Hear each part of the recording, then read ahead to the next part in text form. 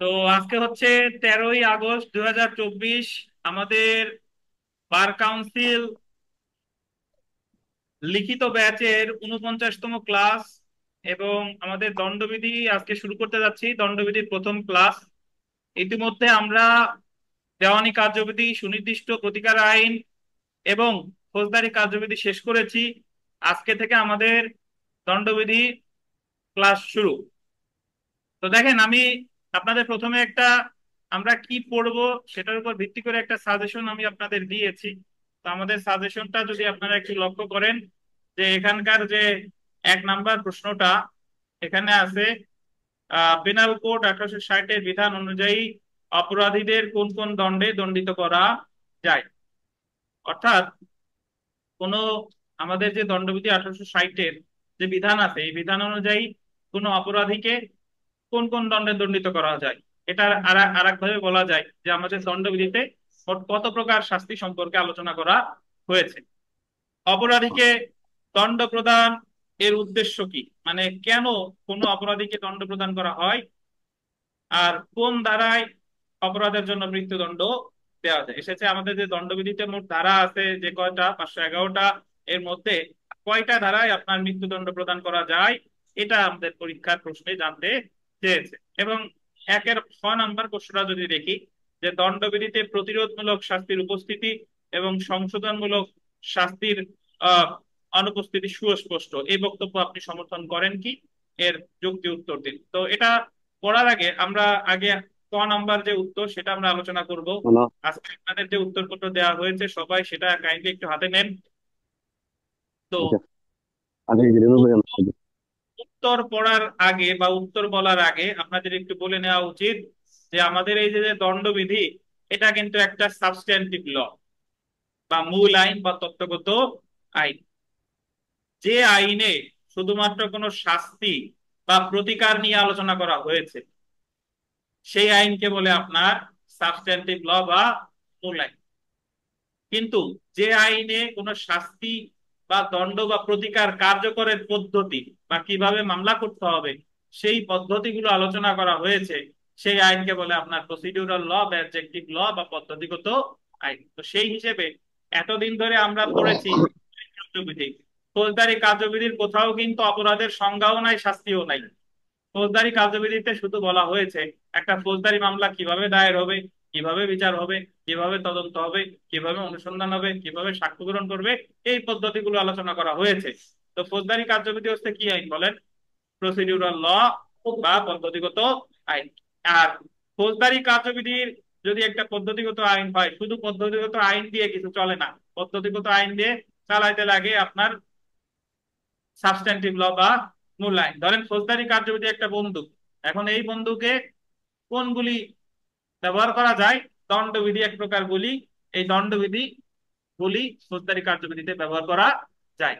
তাহলে দণ্ডবিধিতে অ্যাকচুয়ালি আলোচনা করছে সাজা বা শাস্তি, কিন্তু দণ্ডবিধিতে কিন্তু কোথাও বলে নাই যে চুরির মামলা কিভাবে হবে, খুনের মামলা কিভাবে হবে, বা অন্যান্য যে মামলাগুলো আছে অপরাধ রিলেটেড, এই মামলাগুলো করার পদ্ধতি কিন্তু দণ্ডবিধিতে বলে নাই। তো সেই হিসেবে দণ্ডবিধি হচ্ছে আপনার সাবস্ট্যান্টিভ ল অথবা কি আইন বলেন? মূল আইন। এর আগে যে আমরা শেষ করে এসেছি দেওয়ানি কার্যবিধি। দেওয়ানি কার্যবিধি একটা কি আইন? পদ্ধতিগত আইন। কারণ ওই দেওয়ানি কার্যবিধিতে কোনো প্রতিকার সম্পর্কে আলোচনা করা হয় নাই। দেওয়ানি কার্যবিধিতে শুধুমাত্র আলোচনা করা হয়েছে কিভাবে মামলা দায়ের হবে সেটা। তাহলে দেওয়ানি মামলার ক্ষেত্রে তাহলে আপনার মূল আইন কোনটা?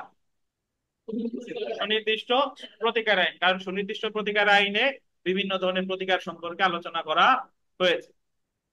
তো দেখেন, আমরা প্রশ্নে চলে আসি, যে তাহলে আপনি একটু আলোচনা করে নেবেন যে যদি দণ্ডবিধির কোনো প্রশ্ন যদি লেখা শুরু করেন, একটু এইভাবে ভূমিকা দিয়ে লিখে নেবেন যে দণ্ডবিধি। আর আরেকটা কথা বলা উচিত, দণ্ডবিধি হচ্ছে 1860 সালের আইন।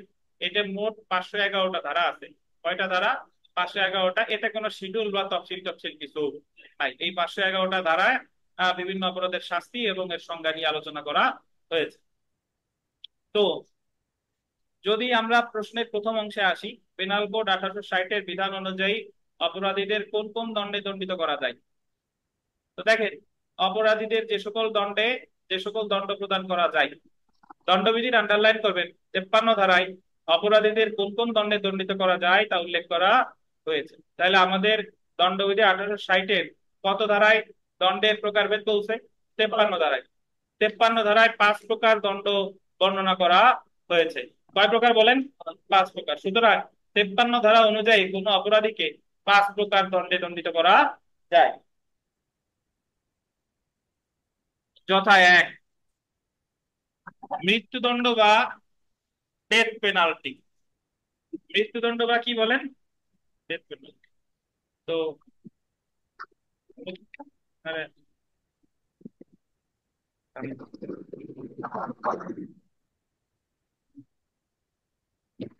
তো মৃত্যুদণ্ড বা ডেথ পেনাল্টি এটা হচ্ছে যে আমাদের যে 5 প্রকার সাজা আছে এর মধ্যে সবার উপরে হচ্ছে কোনটা? মৃত্যুদণ্ড। জি। তারপরে দেখেন, মৃত্যুদণ্ড ডেথ পেনাল্টি এর আর একটা নাম আছে, এটার বলে ক্যাপিটাল পানিশমেন্ট। কি পানিশমেন্ট বলেন? Capital punishment. তাহলে যদি আপনাকে বলে যে ক্যাপিটাল পানিশমেন্ট বা ডেথ পেনাল্টি, এটার বাংলা হচ্ছে কি? মৃত্যুদণ্ড। আচ্ছা। 2 নম্বরে দেখেন, যাবজ্জীবন কারাদণ্ড বা ইমপ্রিজনমেন্ট ফর লাইফ। যাবজ্জীবন কারাদণ্ড বা ইমপ্রিজনমেন্ট ফর লাইফ, এটা পাশে লেখেন সর্বদা সশ্রম। যাবজ্জীবন কারাদণ্ড, আচ্ছা না লিখলেও সমস্যা নাই, নিচে লেখা আছে, তারপরে একটু ব্র্যাকেটে লিখে লেখেন যে সর্বদা সশ্রম।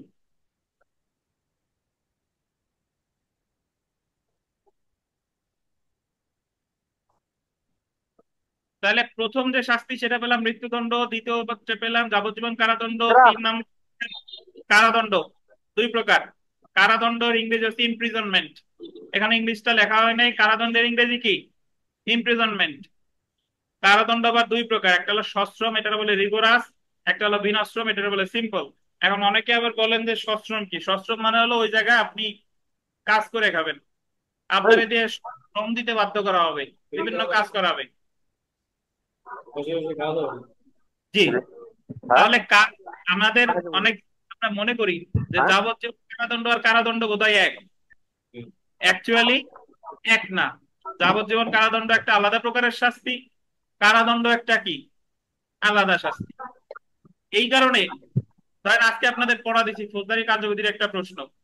বলেন তো, এখানে একটা বিষয় আছে যে ফৌজদারি কার্যবিধির 29 ধারায় সরকার হাইকোর্ট বিভাগের সাথে পরামর্শ করে চিফ জুডিশিয়াল ম্যাজিস্ট্রেট বা চিফ মেট্রোপলিটন ম্যাজিস্ট্রেট বা চিফ জুডিশিয়াল ম্যাজিস্ট্রেটকে বিচারের ক্ষমতা দিতে পারে মৃত্যুদণ্ড ব্যতীত যে কোনো অপরাধের বিচারের এই ক্ষমতা নাকি। আর সুমনি কই সুমনি এরপরে কই এই আসতে করে 29-এর যে দ্বিতীয় ভাগ সে জায়গা বলছে ভাই, সে জায়গা বললো যে প্রথম শ্রেণীর ম্যাজিস্ট্রেট বা মেট্রোপলিটন ম্যাজিস্ট্রেটকে মৃত্যুদণ্ড, যাবজ্জীবন কারাদণ্ড বা 10 বছরের অধিক কারাদণ্ড ব্যতীত যে কোনো অপরাধের বিচার করার ক্ষমতা দিতে পারে। এখন আমরা ওখানে আমিও বলেছি, আপনারাও এইভাবে বলছি যে মৃত্যুদণ্ড, যাবজ্জীবন কারাদণ্ড, 10 বছরের অধিক কারাদণ্ড ব্যতীত, এত কথার বলার কারণ কি? বললেই তো হয় যে সর্বোচ্চ 10 বছর কারাদণ্ডযোগ্য অপরাধের বিচার করতে পারে নাকি। বলার কারণ আছে। যদি বলতো ধরেন মৃত্যুদণ্ড, যাবজ্জীবন কারাদণ্ড বা 10 বছরের অধিক ব্যতীত, ধরেন মৃত্যুদণ্ড বা যাবজ্জীবন কারাদণ্ড বলে নাই, শুধু বলতো যে 10 বছরের অধিক কারাদণ্ড যে সকল অপরাধের সাজা সেইগুলো ছাড়া সবগুলো বিচার করতে পারে, তাহলে কিন্তু উনি মৃত্যুদণ্ড বিচার করতে পারে, এটা বোঝায়। কারণ মৃত্যুদণ্ড একটা আলাদা সাজা, যাবজ্জীবন কারাদণ্ড একটা কি বলেন? আলাদা সাজা। আবার শুধু কারাদণ্ডও একটা কি? আলাদা সাজা। এই কারণে বলছে যে সে মৃত্যুদণ্ড বিচার করতে পারবে না, যাবজ্জীবন কারাদণ্ড বিচার করতে পারবে না, আর কারাদণ্ড যদি কয় বছরের বেশি হয়, 10 বছরের বেশি হয়, সেটাও বিচার করতে পারবে না। তাহলে আপাত দৃষ্টিতে আমাদের যদিও মনে হয় যে এত পেছানোর কাজ কি, বাট এটা আমাদের ক্ষেত্রে মনে হচ্ছে, কিন্তু যদি এটা বলা থাকতো যে 10 বছরের অধিক কারাদণ্ডযোগ্য অপরাধ ব্যতীত অন্য সকল অপরাধের বিচার করতে পারে, তার মানে উনি কিন্তু মৃত্যুদণ্ড বিচার করতে পারত। কারণ আমাদের দণ্ডবিধি অনুযায়ী কারাদণ্ড আর মৃত্যুদণ্ড কি এক সাজা? না, মৃত্যুদণ্ড একটা সাজা আর কারাদণ্ড একটা কি? আলাদা সাজা। আচ্ছা। তাহলে আমরা 3 প্রকার সাজা পেলাম, 1 হচ্ছে মৃত্যুদণ্ড, 2 যাবজ্জীবন কারাদণ্ড, 3 হচ্ছে কারাদণ্ড। কারাদণ্ড আবার কয় প্রকার? 2 প্রকার, একটা হলো সশ্রম আর একটা হচ্ছে বিনাশ্রম। 4 নম্বরে দেখেন, সম্পত্তি বাজেয়াপ্ত বা ফরফিচার অফ প্রপার্টি। অনেক ক্ষেত্রে সরকার কোনো সম্পত্তি বাজেয়াপ্ত করে থাকে, আদালত কোনো সম্পত্তি বাজেয়াপ্ত করে থাকে। 5 নম্বরে দেখেন অর্থদণ্ড বা ফাইন। এই জায়গায় এটা কিন্তু কম্পেনসেশন না, এটা হচ্ছে ফাইন বা অর্থদণ্ড। কষ্ট না, কম্পেনসেশন না। কষ্টের বাংলা হচ্ছে ক্ষতিপূরণ, সরি কম্পেনসেশনের বাংলা হচ্ছে ক্ষতিপূরণ, কষ্টের বাংলা হচ্ছে খরচ। তাহলে খরচ কম্পেনসেশন একই জিনিস, যে যারে দিতে বলবে তার কাছ থেকে নিয়ে আদালত দিবে আর একজনকে অপর পক্ষ করে। আর ফাইন যদি দেয়, রহমত সাহেবের যদি আদালত 500 টাকা ফাইন করে, তাহলে এই 500 টাকা পাবে হলো রাষ্ট্র। কে পাবে বলেন? রাষ্ট্র। তাহলে এই 500 টাকা কিন্তু অ্যাকচুয়ালি অপর পক্ষ পাবে না। তাহলে আমাদের প্রিলিমিনারিতে আমরা বহুবার করছি যে তাহলে এই 5 প্রকার সাজা বর্তমানে বাংলাদেশে যত আইন আছে সকল আইন অনুসারে এই সকল আইনে কয় প্রকার সাজা দিতে পারে বলেন? এই 5 প্রকারই। এই 5 প্রকার ছাড়া অন্য কোনো সাজা দেওয়ার বিধান কিন্তু নাই। তারপরে দেখেন এখানে উল্লেখ্য যে যাবজ্জীবন কারাবাস সর্বদা সশ্রম হবে, আন্ডারলাইন করেন। আর দণ্ডবিধির অধীন বল দিবেন বেত্রাঘাত বা যাবজ্জীবন দ্বীপান্তর অনুমোদিত সাজা নয়। বেত্রাঘাত তো বুঝেন, স্কুলে পড়া থাকতে আমরা বেত্রাঘাত ভালোভাবে বুঝছি। আর একটা আছে যাবজ্জীবন দ্বীপান্তর। দ্বীপান্তর মানে হচ্ছে যে আগে যেটা আমরা ওই এখন যেটাতে কারাগারে রাখে, তখন তাদের রাখতো কিসে? দ্বীপে। ওই যে ধরেন নেলসন ম্যান্ডেলার একটা দ্বীপে রেখে আসছে। আরো ভালো হলো কমলার বনবাস সিনেমা, আগে রাখতো কোথায়? বনবাসে। তো এটা হলো এখন আর যাবজ্জীবন দ্বীপান্তর আর নাই, এখন হচ্ছে কি যাবজ্জীবন কারাদণ্ড। আচ্ছা, তো এখন যদিও বেত্রাঘাত অনুমোদিত সাজা নয়, কিন্তু কোন শ্রেণীর ম্যাজিস্ট্রেট বেত্রাঘাত প্রদান করতে পারে বলেন তো? প্রথম শ্রেণী ম্যাজিস্ট্রেট প্রদান করতে পারে। এখন আপনার কাছে অদ্ভুত লাগলেও যদি তর্ক করেন যে বেত্রাঘাত তো অনুমোদিত সাজা না, তাহলে প্রথম শ্রেণী ম্যাজিস্ট্রেট প্রদান করতে পারে কেন? কারণ ফৌজদারি কার্যবিধিটা এখনো বাতিল করে নাই। মানে সে হয়তোবা সাজা দিচ্ছে না, বাট তার দেওয়ার ক্ষমতা এখনো আছে। তো এটা প্রিলির জন্য গুরুত্বপূর্ণ যে কোন ম্যাজিস্ট্রেট বেত্রাঘাত প্রদান করতে পারে। কোন ম্যাজিস্ট্রেট? প্রথম শ্রেণীর ম্যাজিস্ট্রেট।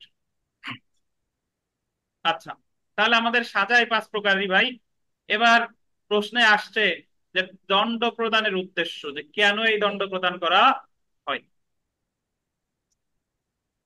নিম্নলিখিত উদ্দেশ্যে অপরাধীকে শাস্তি দেওয়া যায় যথা, দেখেন যে ব্যক্তি অপরাধ করেছে তাকে পুনরায় অপরাধ করতে বা অপরাধের পুনরাবৃত্তি করা হতে কি রাখার জন্য?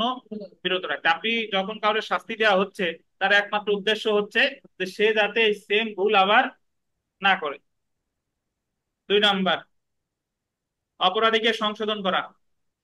তার যে ভুল ছিল বা অন্যায় ছিল, বা তাকে মানসিক ভাবে বোঝানো যে এটা তুমি যেটা করেছো এটা ঠিক না, তুমি সংশোধন হয়ে যাও। তো দণ্ড প্রদানের অন্যতম উদ্দেশ্য হচ্ছে কি? তাকে সংশোধন করা।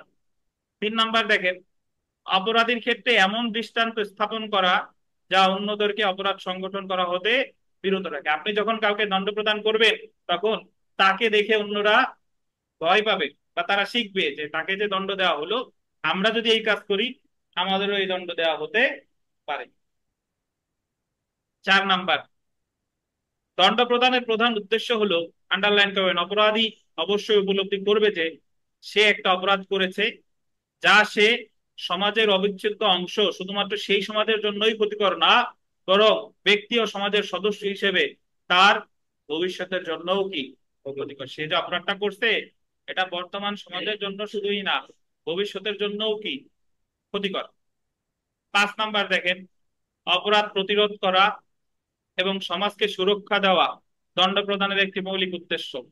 অপরাধীকে অপরাধ সংগঠন করা হতে বিরত রেখে এবং একই সাথে অপরাধের পুনরাবৃত্তি করা হতে বিরত রেখে সমাজকে সুরক্ষা প্রদানের উদ্দেশ্যে দণ্ড দেওয়া হয়। এই দণ্ড প্রদান করে সমাজকে সুরক্ষা দেওয়া হয়, যে চুরি ডাকাতি যারা করতেছ তাদেরকে দণ্ড দেওয়া হলো যাতে সমাজ কি থাকে? ভালো থাকে। 6 নাম্বার দেখেন, অপরাধীকে সংশোধন করানো এবং আইন মান্যকারী নাগরিক হিসেবে গড়ে তোলা দণ্ড প্রদানের একটি মৌলিক উদ্দেশ্য। এটা যদিও একবার আমরা পড়েছি, সংশোধন করা, এবং আরেকটা হচ্ছে কি আইন মান্যকারী নাগরিক হিসেবে তাকে গড়ে তোলা। একই সাথে অন্যদেরকে বোঝানো এবং উপলব্ধি করানো যে যদি তারা কোনো অপরাধ সংগঠন করে তাহলে তাদেরকেও একইভাবে কি করা হবে? দণ্ড প্রদান করা। তো এগুলা আসলে আপনি ইচ্ছা করলে পেজের পর পেজও লিখে দিতে পারেন, কারণ এটা তো আমাদের দণ্ডবিধির কোনো ধারাই টারাই নাই। এটা হচ্ছে আমরা গতানুগতিক আপনারা যে বিভিন্ন পরীক্ষাগুলো দিয়ে আসছেন অনার্স মাস্টার্সে, সেই টাইপের প্রশ্ন আর কি।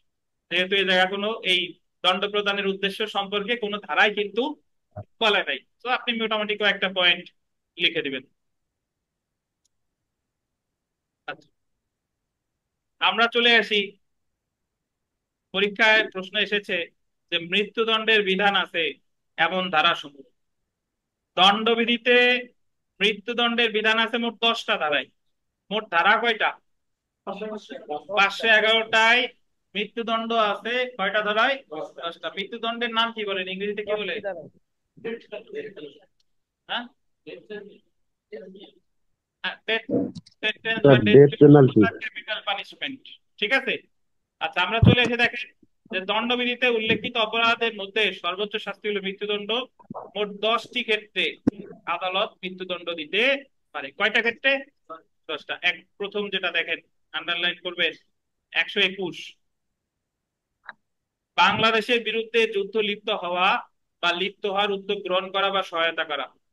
যদি কোনো ব্যক্তি বা ব্যক্তি সমূহ বা ব্যক্তিগণ বাংলাদেশের বিরুদ্ধে যদি যুদ্ধ করে বা যুদ্ধ করার কি নাই উদ্যোগ নেয় বা সহায়তা করে, তাহলে তারা দণ্ডিত হবে কত ধারায়? 121 ধারায়। ধরেন 1900, যখন আমাদের বাংলাদেশ স্বাধীন হয় নাই, 1971 সালের 26শে মার্চের আগে স্বাধীন না হতো, তাহলে যারা এই যে যে তৎকালীন পশ্চিম পাকিস্তানের বিরুদ্ধে এই বর্তমানে আজকে যারা মুক্তিযোদ্ধা, তারা দণ্ডিত হতো কত ধারায়? এই 121 ধারায়। কারণ তাদেরকে বলতো তারা বাংলাদেশে, তারা পাকিস্তানের বিরুদ্ধে যুদ্ধে লিপ্ত হয়েছে বা লিপ্ত লিপ্ত হওয়াতে কি গ্রহণ করেছে? উদ্যোগ গ্রহণ করেছে। তাহলে আমরা 121 মনে রাখবো যে বাংলাদেশের বিরুদ্ধে যুদ্ধ লিপ্ত হওয়া। 132 দেখেন, বিদ্রোহে সৈনিক এবং নাবিক নাবিক সম্বন্ধে সহায়তা এবং সেটার ফলে বিদ্রোহ সংগঠিত হওয়া। বিডিআর বিদ্রোহ, সৈনিক এবং নাবিক সম্পর্কে যদি কোনো বিদ্রোহ সহায়তা করে এবং সেই সহায়তার ফলে যদি কি ঘটিত হয়? সংগঠিত হয়, তাহলে সেই বিদ্রোহ যারা করেছে এবং বিদ্রোহ যারা সংগঠন করেছে বা যারা সহায়তা করেছে, তাদের সর্বোচ্চ শাস্তি হচ্ছে কি? মৃত্যুদণ্ড। তাহলে আমরা 121-এ পেলাম বাংলাদেশের বিরুদ্ধে যুদ্ধে লিপ্ত হওয়া বা যুদ্ধে মানে উদ্যোগ গ্রহণ করা বা সহায়তা করা। আর 132-এ পেলাম কি? সৈনিক বা নাবিক সম্পর্কে বিদ্রোহ। 194 দেখেন, মিথ্যা সাক্ষ্য দেওয়া বা উদ্ভাবন করা। মিথ্যা সাক্ষ্য দেওয়া বা উদ্ভাবন করা। মিথ্যা সাক্ষ্য দেওয়া বা উদ্ভাবন করা সামনে আমরা বিস্তারিত পড়ব, যে যখন কোনো ব্যক্তি কোনো অপরাধে একজনের বিরুদ্ধে মিথ্যা সাক্ষ্য দেয়, যা জানে যে এই কথা সে সত্য না, তারপরও সে বলতেছে যে নূর নূর ইসলাম ভুইয়া উপজেলা চেয়ারম্যান রে এই করছে, বাট অ্যাকচুয়ালি নূর ইসলাম ভুইয়া এগুলা কিছুই করে নাই। তাহলে এই যে যে সাক্ষ্য প্রদানটা করা হলো, সে কি সাক্ষ্য দিতে?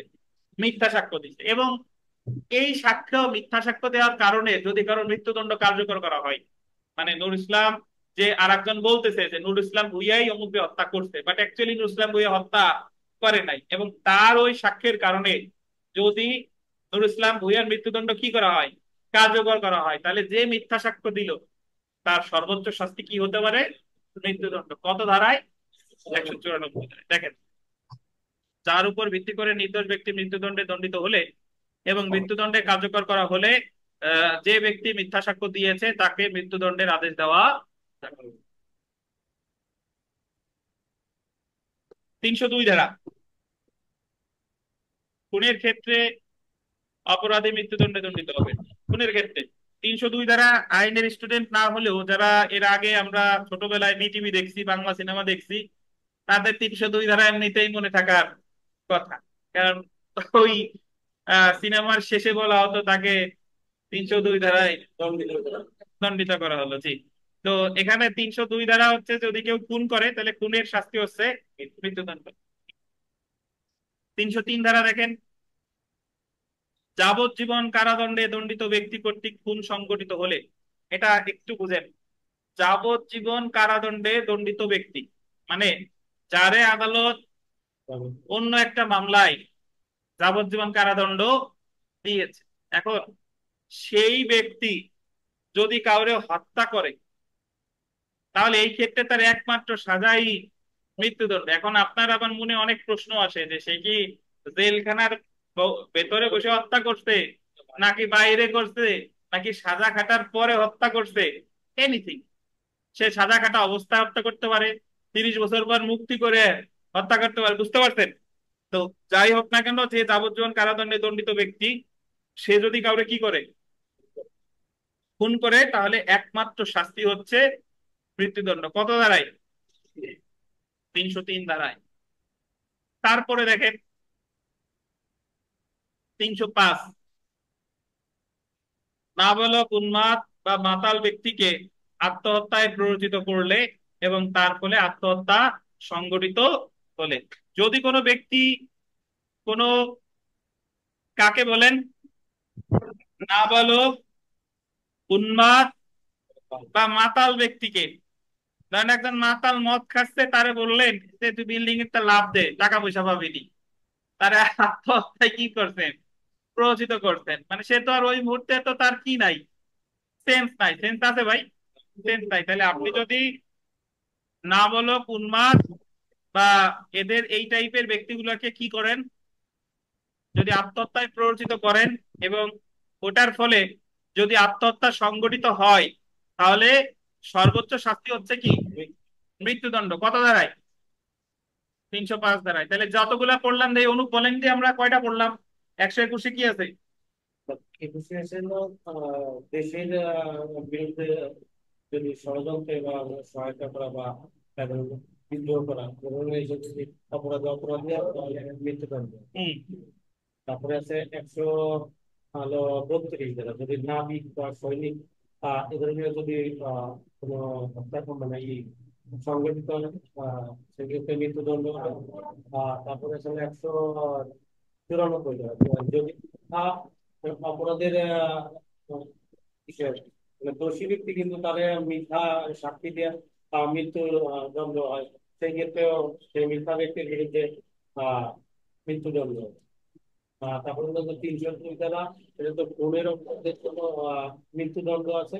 আর 303 ধারা, 3 ধারা হচ্ছে হলো যাবজ্জীবন কারাদণ্ড প্রাপ্ত ব্যক্তি যদি খুন সংঘটিত করে তাহলে মৃত্যুদণ্ড হবে। এবং 305 ধারায় আছে যে নাবালক উন্মাদ এই সমস্ত ব্যক্তিকে যদি আত্মহত্যায় সহায়তা করে তাহলে মৃত্যুদণ্ড। ধন্যবাদ। ধন্যবাদ অনুপ আপনাকে। তো আমরা আর একটু দেখি। দেখেন, তাহলে আমরা 305 ধারায়, 306 ধারা আমাদের এখানে আসবে না, বাট একটু বলে দিই যে যদি কাউ মানে পূর্ণবয়স্ক কাউকে, সাবালক কাউকে, সুস্থ কাউকে যদি প্ররোচনা দেওয়া হয়, আত্মহত্যায় প্ররোচনা, তাহলে সেই ক্ষেত্রে দণ্ডিত হবে কত ধারায়? 306 ধারায়। আচ্ছা, তো এরপরে আমরা দেখি 307 ধারাটা। দেখেন 307 ধারায় বলতেছে যে যাবজ্জীবন কারাদণ্ডে ব্যক্তি কর্তৃক জখম করে খুনের চেষ্টা করলে। এটার অর্থ কি? আমরা 303 ধারায় পেয়েছিলাম যে যাবজ্জীবন কারাদণ্ডে দণ্ডিত ব্যক্তি যদি কাউকে খুন করে, তাহলে সে দণ্ডিত হবে 303 ধারায়। আর যদি সে খুনের চেষ্টা করে, খুনের চেষ্টা করলে, মানে একজন ব্যক্তিরে যাবজ্জীবন কারাদণ্ড দেওয়া হয়েছে, সে যদি আবার কাউরে খুনের চেষ্টা করে, তাহলে তার সর্বোচ্চ শাস্তি আপনার এই মৃত্যুদণ্ড হতে পারে। তবে 303-এর সাথে 307-এর একটা পার্থক্য আছে। পার্থক্যটা হলো, যে পার্থক্যটা হলো 303-এর ক্ষেত্রে একমাত্র শাস্তি হচ্ছে আপনার মৃত্যুদণ্ড, আর 307-এর ক্ষেত্রে সর্বোচ্চ শাস্তি। মানে যদি যাবজ্জীবন কারাদণ্ডপ্রাপ্ত ব্যক্তি কাউকে হত্যা করে, তাহলে আদালতের কাছে অপশন হচ্ছে দুইটা, হয় তারে খালাস দিবে, না হলে কি দিবে, মৃত্যুদণ্ড। এটা ছাড়া ওনার হাতে আর কোনো অপশন নাই। কিন্তু যদি যাবজ্জীবন কারাদণ্ড ব্যক্তি কাউরে জখম করে খুনের চেষ্টা করে, তাহলে সর্বোচ্চ সাজা দিতে পারে মৃত্যুদণ্ড, বা সর্বোচ্চ যাবজ্জীবন কারাদণ্ড বা 10 বছর পর্যন্ত কারাদণ্ড। কিন্তু এই জায়গায় সর্বোচ্চ হতে পারে কি, মৃত্যুদণ্ড। আচ্ছা, এরপরে আমরা চলে আসি। দেখেন 326-এর কটা দেখেন। 326 ক, যে অ্যাসিড জাতীয় পদার্থ দ্বারা মুখ, মাথা বা গোল দিবেন উভয় চোখে স্বেচ্ছাকৃতভাবে, ওই তর নিচে একটা ব আছে, এই বটা কেটে দেন। আপনার সাহেব এটা দেন তো। অ্যাসিড জাতীয় পদার্থ দ্বারা মুখ, মাথা বা উভয় চোখে স্বেচ্ছাকৃতভাবে গুরুতর জখম করলে, অর্থাৎ যদি কোনো ব্যক্তি অ্যাসিড জাতীয় পদার্থ দ্বারা কারো মুখে, মাথায় বা উভয় চোখে স্বেচ্ছাকৃতভাবে গুরুতর জখম করে, তাহলেও সর্বোচ্চ সাজা কি? মৃত্যু। তো বলেন তো, যারে অ্যাসিড মারছে তার কি মারা যাওয়া লাগবে? তার সে কি হবে? সে ধরেন মুখে ক্ষতি হয়েছে, মাথায় ক্ষতি হয়েছে, বা দুই চোখ নষ্ট হয়ে গেছে, তাহলে সে সেক্ষেত্রেও সর্বোচ্চ সাজা হচ্ছে আপনার মৃত্যুদণ্ড। তারপরে দেখেন 364 ক, এই সবগুলা ধারা আমরা সামনে বিস্তারিত ভাবে পড়বো, এক একটা অপরাধ যখন পড়বো তখন এই ধারাগুলো এমনিতেই পড়া হয়ে যাবে। 364 ক দেখেন, 10 বছরের নিচের কোনো ব্যক্তিকে খুন, গুরুতর আঘাত ইত্যাদি উদ্দেশ্যে গোল দিবেন অপহরণ বা বলপূর্বক অপহরণ করলে। যদি কোনো ব্যক্তি এমন কাউকে অপহরণ করে যার বয়স হচ্ছে কয় বছরের নিচে? 10 বছরের নিচে, তাহলে সেই ক্ষেত্রেও সর্বোচ্চ সাজা কি বলেন? মৃত্যুদণ্ড। এবং সবশেষে দেখেন 396 ধারা। 396 ধারায় বলছে কি? খুন সহ ডাকাতি, অর্থাৎ ডাকাতি সংগঠনকালে যদি কেউ খুন করে, তাহলে এই ক্ষেত্রে একটা জিনিস আমরা সামনে পড়বো, ভিকারিয়াস লায়াবিলিটি বা পরোক্ষ দায়ের ক্ষেত্রে, ডাকাতি যদি 100 জন করে, যদি একজন হত্যা করে, সবার কিন্তু মৃত্যুদণ্ড হতে পারে, সবাই সমানভাবে তাই হবে। যদি 99 জনের সম্মতি না থাকে, যে বললো যে তোরা খুন করিস না, তাও সবাই সমানভাবে তাই হবে। এটাই বলছে কত ধারা? 393 ধারা। তাহলে দেখেন, উপর উল্লেখিত অপরাধ সমূহের ক্ষেত্রে দণ্ডবিধি 1860 অনুযায়ী মৃত্যুদণ্ড প্রদান করা। আশা করি এই প্রশ্ন আসলে আপনারা খুব ইজিলি লিখতে পারবেন 10টা ধারা, নাকি? 121, 132, 194, তারপরে কত? 302, 303, 307, 305 আছে নাকি? 305, 307, 326 ক, 364 ক, আর 396। তাহলে ক আছে কয়টা? জি।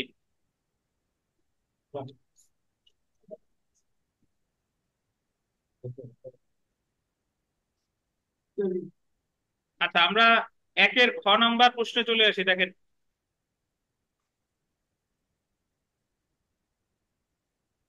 দণ্ডবিধিতে প্রতিরোধমূলক শাস্তির উপস্থিতি এবং সংশোধনমূলক শাস্তির অনুপস্থিতি সুস্পষ্ট। এই বক্তব্য আপনি সমর্থন করেন কি? যুক্তি সহ উত্তর দিন। প্রতিরোধমূলক শাস্তি আছে, কিন্তু সংশোধনমূলক শাস্তি নাই, এটা বোঝাতে চাইছে। প্রতিরোধমূলক মানে কি? আপনি যখন হত্যা করেন, আপনার মৃত্যুদণ্ড দেওয়া হয়, আপনি একবারে শেষ, বা যাবজ্জীবন কারাদণ্ড দেওয়া হয়। চুরি দিলে 3 বছর কারাদণ্ড দিলেন, তো এটা আপনারে যখন ঘটনা ঘটে গেছে তখন এটা আপনারে শাস্তিটা দিচ্ছে প্রতিরোধমূলক, কিন্তু এমন কোনো শাস্তি নাই যার মাধ্যমে আপনি নিজেরে সংশোধন করতে পারেন। বুঝতে পারছেন? বোঝাতে চাচ্ছে যে দণ্ডবিধিতে 511টা ধারায় যে শাস্তি টাস্তি আছে, সবগুলো হলো প্রতিরোধমূলক শাস্তি। এ জায়গায় সংশোধন হওয়ার কোনো সুযোগ নাই। এমন কোনো ধারাই বলে নাই যে তারে বলবে যে তুমি 5 ওয়াক্ত নামাজ করো, বা তুমি সমাজ সেবা করো, বা এই যে তুমি অন্যান্য যে, মানে শাস্তি ছাড়া অন্যান্য যে ভালো ভালো যে কাজগুলা করা যায়, এই ধরনের কোনো বিধান কিন্তু দণ্ডবিধিতে নাই। জি। হ্যাঁ, হ্যাঁ। তাহলে আমরা এটার সাথে আপনি কি একমত কিনা, যে সংশোধনমূলক শাস্তির উপস্থিতি রয়েছে, এবং প্রতিরোধমূলক শাস্তির উপস্থিতি রয়েছে, আর সংশোধনমূলক শাস্তির কি রয়েছে? অনুপস্থিত রয়েছে। দেখেন, আমরা একটু পড়ি। দণ্ডবিধিতে প্রতিরোধমূলক শাস্তির উপস্থিতি এবং সংশোধনমূলক শাস্তির অনুপস্থিতি সুস্পষ্ট। দণ্ডবিধি 53 ধারায় বলা আছে যে দণ্ডবিধির অধীন অপরাধীগণ 5 প্রকার দণ্ডে দণ্ডিত হতে পারেন। কয় প্রকার দণ্ডে? 5 প্রকার। দেখেন, এই 5 প্রকার তো আমরা একটু আগেই পড়লাম, যে একটা আছে মৃত্যুদণ্ড, যাবজ্জীবন কারাদণ্ড, সশ্রম বা বিনাশ্রম কারাদণ্ড, সম্পত্তি বাজেয়াপ্ত, আর একটা হচ্ছে কি? অর্থদণ্ড। দেখেন, এই 5 প্রকার দণ্ডের প্রকৃতি দেখলে বোঝা যায় এগুলো সবই আন্ডারলাইন করবেন। এগুলো সবই কি? প্রতিরোধমূলক দণ্ড, কোনটি সংশোধনমূলক দণ্ড নয়। প্রতিটি দণ্ড প্রদান করা হয় অপরাধীকে প্রতিরোধ করার জন্য। এসব দণ্ড অপরাধীকে সমাজ থেকে বিচ্যুত এবং আলাদা করে দেয়। অর্থাৎ আপনি যখন কোনো ব্যক্তিকে, যাকে কারাদণ্ড দেওয়া হলো, সে তো আর সমাজে থাকতেছে না, সে থাকতেছে কোথায়? কারাগারে। তার আর সংশোধিত হওয়ার আর কোনো কি নাই, সুযোগ নাই। ফলে দেখেন, অনেক ছোট অপরাধের অপরাধী ও বড় বড় অপরাধের অপরাধীর সাথে মিশে আরো বড় অপরাধের জগতে প্রবেশ করে। বোঝানো হচ্ছে যে যখন আপনি একটা চুরির জন্য কাউকে দণ্ডিত করলেন, তখন সে তো উল্টো জেলখানা যায় মিশতেছে কার সাথে? খুনের আসামির সাথে বা ডাকাতের আসামির সাথে। মানে সে আরো বড় কিছু করার অনুপ্রেরণা পাওয়ার সম্ভাবনা থেকে যায়। এছাড়া দণ্ডবিধিতে বেশ কিছু ক্ষেত্রে মৃত্যুদণ্ডের বিধান রয়েছে। আন্ডারলাইন করেন, মৃত্যুদণ্ড কার্যকর করা হলে কোনো ব্যক্তির আর সংশোধনের সুযোগ থাকে না। মৃত্যুদণ্ড কার্যকর হওয়া মানে তো একবারেই শেষ, শেষ। আর সংশোধিত হবে আর কবরে যায়। তাহলে দেখেন, সাজাপ্রাপ্ত অপরাধীর সংখ্যা ক্রমশ বাড়ছে, ফলে কারাগারের পরিবেশ সহ সমাজে নেতিবাচক প্রভাব পড়ছে। সাজা প্রদানের অন্যতম উদ্দেশ্য সংশোধনমূলক, প্রতিহিংসামূলক হয়। আমাদের সাজা প্রদানের অন্যতম উদ্দেশ্য হওয়া উচিত কি বলেন তো? সংশোধিত হওয়া। কিন্তু এটা প্রতিহিংসামূলক হওয়া উচিত হবে না। কিন্তু দণ্ডবিধিতে সরাসরি সংশোধনমূলক ব্যবস্থার কোনো উল্লেখ না থাকায় অনেক ছোটখাটো অপরাধের অপরাধী নানা রকম বড় অপরাধে জড়িয়ে পড়ছে। অতএব উপযুক্ত আলোচনা হতে বলা যায়, দণ্ডবিধিতে প্রতিরোধমূলক শাস্তির উপস্থিতি এবং সংশোধনমূলক শাস্তির অনুপস্থিতি সুস্পষ্ট। আমি এই বক্তব্যকে কি মনে করি, কারণ আপনার যে সমর্থন করতেই হবে এমন কোনো কথা নাই। আপনার যদি যুক্তি থাকে যে আপনি সমর্থন করবেন না, সেই আঙ্গিকে আপনি লিখবেন। আমি আপনাদের চাপাই দিচ্ছি না। ছোটকালে আমরা সবাই লেখছি বড় হয়ে ডাক্তার হইতে চাই, ডাক্তার হইতে সে।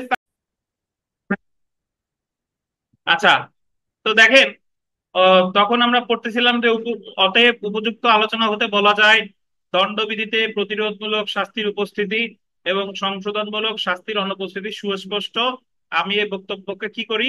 সমর্থন করি। এখন আপনি যদি মনে করেন যে আপনার যুক্তি আছে সমর্থন না করার, তাহলে আপনি সমর্থন না করে প্রশ্ন লিখবেন। আর যদি মনে করেন যে সমর্থন করার যুক্তি আছে, তাহলে এটা করবেন, এটা আপনার ইচ্ছা। এটাই যে করতে হবে এমন কোনো কথা নাই।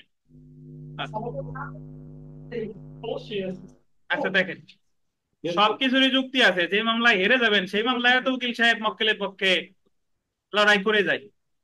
দেখেন তো, এখানে একটা সম্ভাবনা দেখেন। সম্প্রতি সুপ্রিম কোর্ট একটি যুগান্তকারী পদক্ষেপ নিয়ে রায় দেন কারাগারের উপর চাপ কমানো এবং সংশোধনমূলক সাজার নীতি কার্যকর করার জন্য।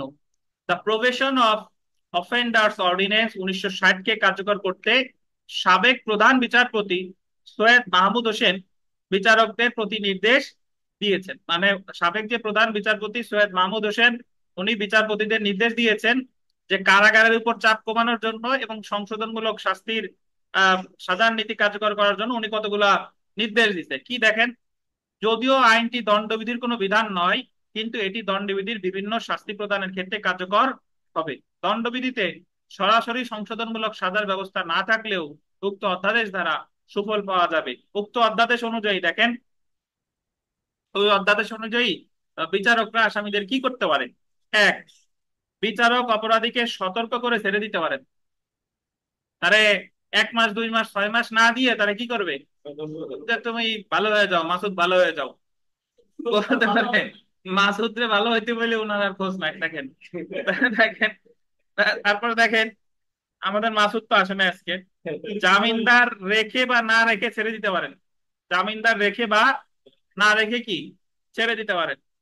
2 বছরের বেশি সাজার অপরাধের ক্ষেত্রে প্রযোজ্য নয়। তবে ইনি এইগুলা করতে পারে কোন ধরনের সাজার ক্ষেত্রে জানেন? যে সাজাগুলোর কম হচ্ছে 2 বছর, মানে 2 বছরের কম। 2 বছরের কম সাজার ক্ষেত্রে সাজা না দিয়ে বলতে পারে যে তুমি 5 ওয়াক্ত নামাজ পড়বা 6 মাস, বা সমাজসেবামূলক কাজ করবা, সকালবেলা প্রতিদিন একজন মুসাফিরকে খাওয়াবা। মানে এই টাইপের যে কোনো একটা কি দিতে পারে, আদেশ দিতে পারে। জি। তারপরে দেখেন, কেবল দণ্ডবিধির কিছু অপরাধের ক্ষেত্রে প্রযোজ্য, তবে এটা সকল আইনের অপরাধের ক্ষেত্রে প্রযোজ্য না। কিসের ক্ষেত্রে প্রযোজ্য? দণ্ডবিধির কিছু অপরাধের ক্ষেত্রে প্রযোজ্য, তো তাও ওই অপরাধের সাজা হতে হবে কয় বছরের কম? 2 বছরের কম। নতুন অপরাধ করলে সাজা ভোগ করতে হবে, তবে নতুন যদি কোনো অপরাধ করে অবশ্যই কি করতে হবে? সাজা ভোগ করতে হবে। সব শেষে দেখেন, সদাচরণ না করলে সাজা ভোগ করতে হবে। তারা যে আচরণের নির্দেশগুলো দিয়ে দিয়েছিল, সেই আচরণ যদি সে না করে তাহলে কি করতে হবে? সাজা ভোগ করতে হবে। তো এই হচ্ছে মোটামুটি আমাদের যদি এইভাবে প্রশ্ন আসে যে সংশোধনমূলক শাস্তির অনুপস্থিতি এবং প্রতিরোধমূলক শাস্তির উপস্থিতি আছে, তাহলে আমার কিন্তু এই এতটুকু মোটামুটি আলোচনা করতে হবে। আচ্ছা, দণ্ডবিধি আমরা খুব দ্রুত শেষ করব, যদিও আজকে একটু কম করতেছি, কিন্তু দণ্ডবিধি শেষ করতে আমাদের ওই ফৌজদারির মতো 16 ক্লাস লাগবে না, বা অন্যান্য ক্ষেত্রেও লাগবে না। আমরা দণ্ডবিধি এক একটা অপরাধ এক এক দিনে, ধরেন আগামী দিন আমরা পড়বো আছে আপনার ওই জেনারেল এক্সেপশন। জেনারেল এক্সেপশন একদিনেই 76 থেকে 106 পর্যন্ত হয়ে যাবে। তো যারা যারা এখনো আসতেছেন না বা সিরিয়াস না, আমরা একবার শেষ হলেই তো আবার রিভিশন দেওয়ার সুযোগ পাবো। এবং যে বা যারা পরীক্ষা দিচ্ছেন রেগুলার, তাদের কাছে কিন্তু ফৌজদার দেওয়ানি কার্যবিধি এবং সুনির্দিষ্ট প্রতিকার এখন অনেক ইজি মনে হচ্ছে। আবার আজকে আমরা একটু করে লিখতে দিব যে ফৌজদারি কার্যবিধি প্রশ্ন 2টা পড়া দিছিলাম, সেটা আমরা ফৌজদারি কার্যবিধি একে একে প্রতিদিন দণ্ডবিধির ক্লাস চলবে আর ফৌজদারি কার্যবিধির প্রশ্ন পড়া হবে। এটা যখন শেষ হয়ে যাবে তখন আবার ফৌজদারি কার্যবিধির পরীক্ষা চলবে। এবং আপনাদের কাছে আমার পরামর্শ সেটা হচ্ছে যে এই সুনির্দিষ্ট প্রতিকার আইন আর দেওয়ানি কার্যবিধি যাদের শেষ হয়ে গেছে, তারা রেগুলার 2-3 দিন অন্তর অন্তর প্রশ্ন 5-6টা দেখবেন। এখনো কখনো পড়া কি ছেড়ে দিবেন না। আপনার মনে একটা বিরক্তি আনবেন যে এত আমি পারি আর কতবার করবো, এরকম একটা ফিল আপনার আনতে হবে। তা কারো কারো কারো এই ফিল জীবনও আসবে না, ঠিক আছে? স্যার হ্যাঁ, বলেন। স্যার আমাদের যে আপনারা যে শীটটা দিচ্ছেন স্যার, আমাদের কি স্যার এটার বাইরে পড়ার কোনো দরকার আছে স্যার? এর বাইরে কোনো কিছু পড়ার দরকার নাই, আল্লাহ ভরসা। আপনি যদি এতটুকু পড়েন আর এর বাইরে যদি কিছু আসেও, আপনি আপনার জ্ঞান দিয়ে লিখতে পারবেন। জি স্যার, জি স্যার। আপনার যদি মনে স্যার ওই হয়, যে ওই আমরা যে দেওয়ানি পরীক্ষা দিছিলাম স্যার, ওটা কি স্যার লেখা দিছে? দেখছেন স্যার খাতাটা? না এখনো দেখি নাই, দেখবো। দেখেন আমি আপনাদের বলি, আমাদের প্রশ্ন বাঁধা দরকার একটা, সুনির্দিষ্ট আর দেওয়ানি থেকে প্রশ্ন আসে 3টা, লিখতে হবে কয়টা? 2টা। এখন আমরা যা দুইটা। পড়ছি তাতে আমি আশা করি দেওয়ানি থেকে যদি খুব ধরেন একেবারে আনকমন একটা দিল, তাহলে একটা তো আপনার বাঁচবে। আর সুনির্দিষ্ট থেকে না বাঁধার তো কোনো কারণ আমি দেখি না। সুনির্দিষ্ট তো কিছু বাদ আমরা দেই নেই, এই জায়গা সব আছে। তো ওখান থেকে আমাদের 2টা ইনশাল্লাহ বাঁধবে, আশা করি 3টেই বাঁধবে। ফৌজদারি যা পড়ছি যদি খুব বেশি কঠিন হয়, আনকমন দেয়, একটা আনকমন, আনকমন আর কি আছে আমি তো জানি না। আমরা তো মোটামুটি সবই পড়ছি, ফৌজদারির বাদ তো কিছু নাই। ফৌজদারির বাদ যদি কিছু থেকে থাকে সেটা আমাদের ধরেন নাই আসলো, কিন্তু বাকি অংশ থেকে আমরা ইনশাল্লাহ পারবো। আর যেটা বাদ থেকে যদি আসেও, ওই প্রশ্ন আপনার ধারণা আছে, মানে প্রিলিতে পড়ছেন না জীবনে কোনো এক সময় পড়ছেন, এটাতে লেখা যাবে, আশা করি আমাদের সব বেঁধে যাবে। আর এবার তো আমরা ওই যে ইংরেজি ভাষণ পড়ছি, আবার মুসাবিদাও, মুসাবিদা কিন্তু কোনো বাদ নাই। আচ্ছা, দেখেন আমরা দণ্ডবিধির সাজেশনটা একটু দেখি।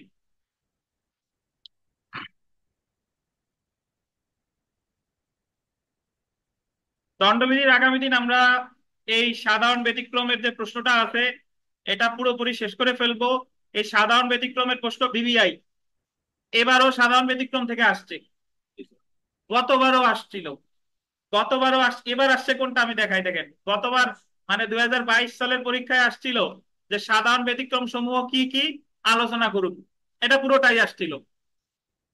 আর এবার আসছে এই যে 2-এর বি, দেখেন কোন পারিপার্শ্বিকতায় কোনো ব্যক্তি কর্তৃক আইন বলে বাধ্য এবং আইন বলে প্রদত্ত ধারণায় সরল বিশ্বাসে সম্পাদিত কাজ ফৌজদারি অপরাধের অভিযোগের বিরুদ্ধে যথেষ্ট প্রতিরক্ষা হিসেবে গণ্য হবে। এই সাধারণ ব্যতিক্রমের মধ্যে থেকেই আসছে 73 আর 79 দ্বারা।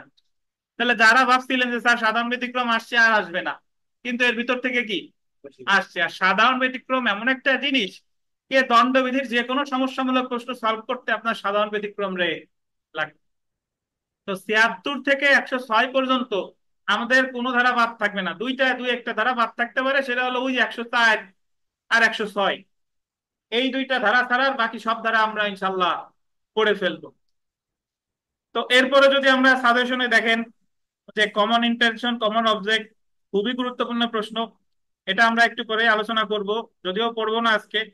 কমন ইন্টেনশন কমন অবজেক্ট আপনি যখন ফৌজদারি প্র্যাকটিস করবেন, কমন ইন্টেনশন কমন অবজেক্ট নিয়ে আপনার খুবই ভালো ধারণা থাকতে হবে, কারণ মামলা সাজাইতে হলে কখন 34 লাগে আর কখন 149 লাগে এটা তো আপনার জানতে হবে। দেখেন, অ্যাবেটমেন্ট, আর আমি যদি আপনাদের একটু ব্যাখ্যা দিই যে এই সাধারণ ব্যতিক্রম আছে 76 থেকে 106, কমন ইন্টেনশন আছে 34, 35, 36, 37, 38, আর কমন অবজেক্ট আছে আপনার 149। দেখেন অ্যাবেটমেন্ট, অ্যাবেটমেন্ট আছে 107 থেকে 120, অপরাধমূলক নরহত্যা খুন এটা আছে 299 থেকে 304। 304 দেখেন, আত্মরক্ষার অধিকার বলতে কি বুঝেন, 6 নম্বর প্রশ্ন। এটা আমরা ওই সাধারণ ব্যতিক্রমের মধ্যেই পড়া, 196 থেকে 106, 96 থেকে 106। সরকারি কর্মচারীর দাপ্তরিক কাজে বৈধ পারিশ্রমিক ব্যতীত 161 থেকে 170, 71, 161 থেকে কত বলেন, 171। তারপরে এই যে মিথ্যা সাক্ষ্যদান মিথ্যা সাক্ষ্য উদ্ভাবন 191 থেকে 199 পর্যন্ত। আত্মহত্যাকার অভিপ্রায় বিষ পান করলেও ভাগ্যক্রমে বেঁচে যায় 309। দণ্ডবিধিতে আঘাত বা গুরুতর আঘাত এটা আমরা 319 থেকে 338 পর্যন্ত পড়বো। রংফুল বাধা মানে অবৈধ বাধা অবৈধ আটক এটা আছে 339 থেকে 345 পর্যন্ত পড়বো। চুরি চুরাই মাল এটা তো একেবারে 378 থেকে শুরু করে 320 পর্যন্ত ভালোভাবে পড়তে হবে, সব পড়বো আমরা। দণ্ডবিধি অধীন প্রতারণা বিশ্বাসভঙ্গ এটা ওর ভিতরই পড়ে। অপরাধমূলক বল প্রয়োগ শারীরিক আঘাত এটা পরে 348 থেকে 356। তারপরে এই যে আপনার অনধিকার প্রবেশ এটা আছে 441 থেকে 456 পর্যন্ত। তারপরে এই যে 18তে দেখেন জালিয়াতি বা মিথ্যা দলিল প্রস্তুতকরণ এটা আছে আমার 463 থেকে 477 পর্যন্ত। মানহানি আছে 499 থেকে 502 পর্যন্ত। আর এদিক সেদিক যা আছে তা শর্ট শর্ট নোটের মধ্যে এসে যায়। তাহলে আপনি দণ্ডবিধি থেকে যতগুলা প্রশ্ন আমরা এই দণ্ডবিধি থেকে হুবহু পাবে ইনশাল্লাহ, এবং আপনাদের এই অধিকাংশই আমাদের প্রিলিমিনারিতে পড়া, বুঝতে পারছেন? তো এবার পরীক্ষার প্রশ্নে আপনাদের একটু প্রলুব্ধ করছে। এবার ওই যে 4টে পার্থক্য দিছে 10 মার্ক মাত্র, যে অপহরণ অপহরণ অবৈধ আটক অবৈধ বাধা সাধারণ অভিপ্রায় সাধারণ এরকম 4টে পার্থক্য লিখতে দিছে, নাম্বার মাত্র 10। ওইটা আপনারা লিখতে এটিতে গিয়ে, স্যার 1.5 ঘন্টা শেষ। হ্যাঁ এই 1.5 ঘন্টা অত তো লেখা লাগবে না, আপনার নাম্বার দিছে 10, তো ওই 10 নাম্বার লিখতে যায় আপনাদের অনেক সময় শেষ হয়ে গেছে। এখন বার কাউন্সিল হচ্ছে আমাদের প্রলুব্ধ করবে কেমনে, যে প্রশ্নটা কঠিন সেটা লেখা সোজা, কিন্তু ওটা আবার আমার চিন্তা ভাবনা করে লিখতে হবে। আর যেটা দেখবেন যে সোজা ওটা নাম্বার দিছে কম, কিন্তু আবার ওটা লিখতে কি লাগবে, সময় বেশি লাগবে। তো আমরা ইনশাল্লাহ আজকে দণ্ডবিধি এই পর্যন্তই পড়বো, আগামী দিন বিস্তারিত পড়বো। এখন আমি আপনাদের ফৌজদারি কার্যবিধির একটা প্রশ্ন লিখতে দিব, সময় হচ্ছে আপনার 30 মিনিট, আর নাম্বার হচ্ছে 10। তো এই প্রশ্নটা আপনারা একটু লেখেন, আমি সবাই লেখেন, যে যখন থেকে লেখা শুরু করবেন 30 মিনিট লিখবেন, এ হচ্ছে কথা। প্রশ্নটা লেখেন।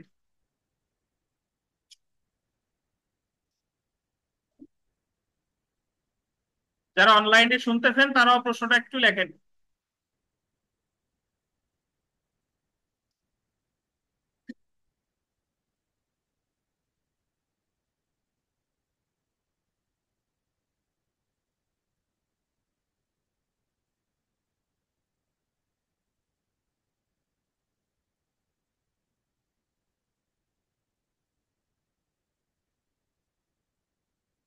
লেখেন, ফৌজদারি আদালতের গঠন সম্পর্কে আলোচনা করুন। ফৌজদারি আদালতের গঠন সম্পর্কে আলোচনা করুন।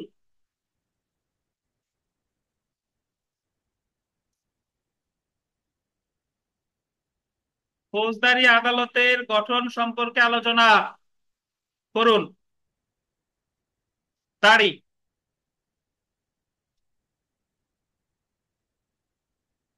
তারিখ দেন। বিচারিক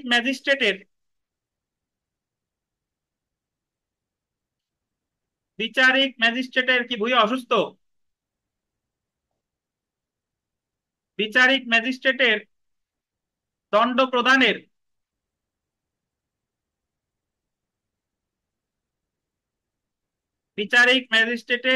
প্রদানের সাধারণ ও বিশেষ ক্ষমতা সম্পর্কে আলোচনা করুন।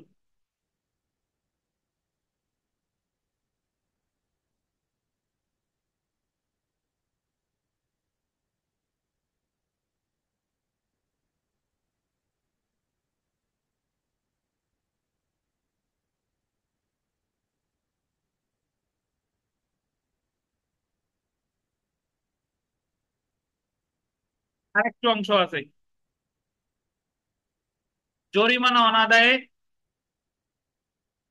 জরিমানা অনাদায়ে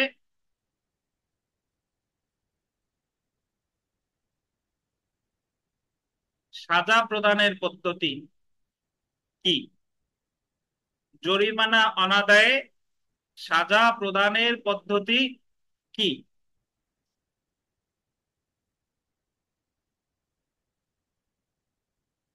তো আপনার সময় হচ্ছে 30 মিনিট, না 25 মিনিট, নাম্বার হচ্ছে 10। যারা এখন থেকে লেখা শুরু করছেন, নামাজ পড়ে লেখা শুরু করলে তার সেই সময় থেকে কাউন্ট হবে।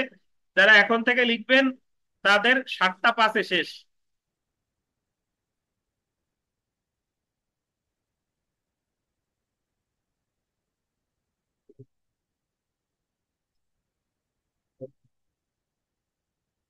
লিখে আমরা দেখান এখনই।